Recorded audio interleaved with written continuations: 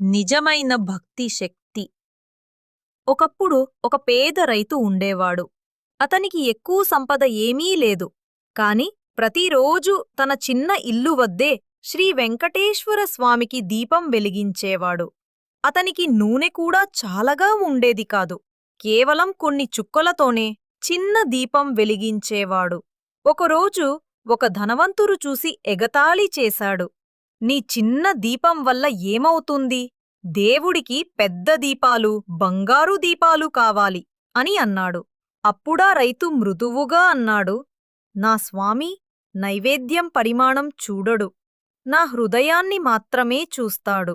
ఆ రాత్రి ఆలయంలో ఆశ్చర్యం జరిగింది. వందలాది దీపాల్లో అత్యంత ప్రకాశవంతంగా వెలిగినది ఆ పేద రైతు వెలిగించిన చిన్న దీపమే. అందరూ గ్రహించారు, భక్తి అంటే సంపద కాదు, స్వచ్ఛమైన హృదయం.